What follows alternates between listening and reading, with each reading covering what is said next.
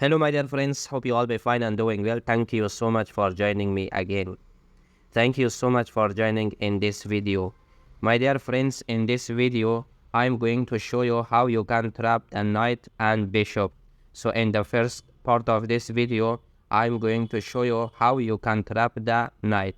In the second part of video, I'm going to show you how you can trap the bishop. In this way, you should win the game easily. So my dear friends, let's get started the game.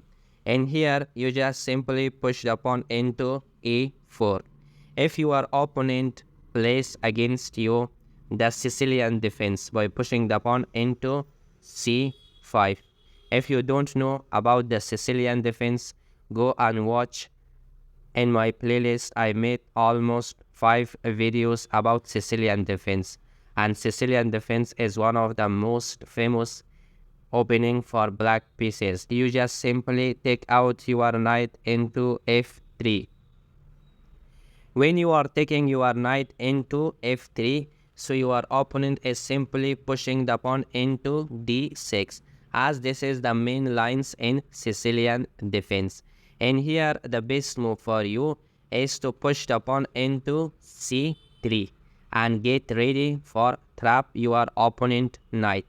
And here the best move for black is to taking the knight into f6 and attacking to the weak pawn in e4. Here you just take out your bishop into e2 and saying your opponent that I'm going to short castle.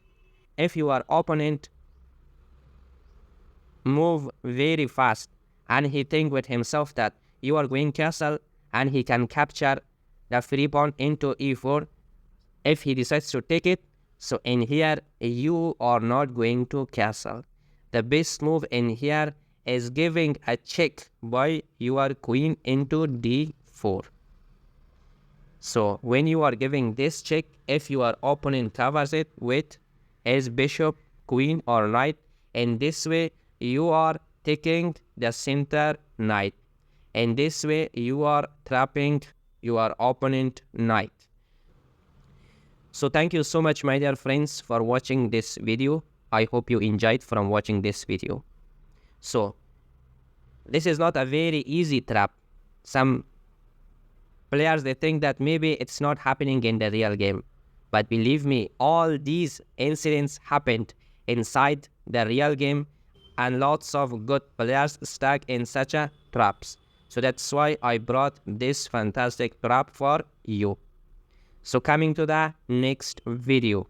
In this video, I'm going to show you how you can trap your opponent bishop. So in here, you just simply push the pawn into e4. In case if your opponent push the pawn into c6 and he wants to push the pawn into d5, as he is playing the Caro-Kann defense. So in here, you push the pawn into d4 and control the center. And here the main lines for your opponent is pushing the pawn into d5. Now you should not take the pawn. You should push the pawn into e5 and take more control in the center.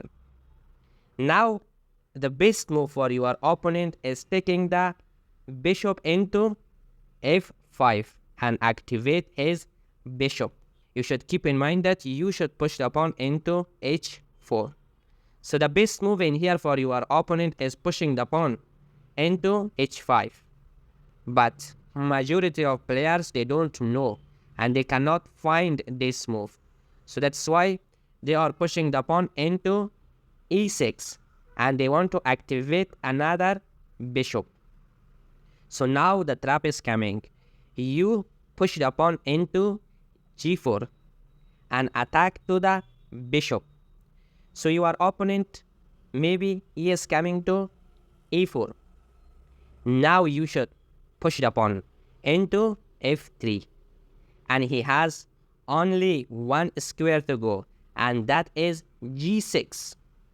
Now by pushing the pawn into h5, you are taking your opponent bishop. So if he takes your pawn, so you have this option to take with your rook or with your pawn. So it's better to take it with your rook. So in this way, you are one piece up and you will win the game easily. Thank you so much, my dear friends, for watching this video. I hope you enjoyed from watching the video. If you're interested, please share it with your friends and subscribe the channel. Don't forget to hit the bell icons. So whenever I'm uploading the new video, so you should be the first one to watch the video. Thank you so much.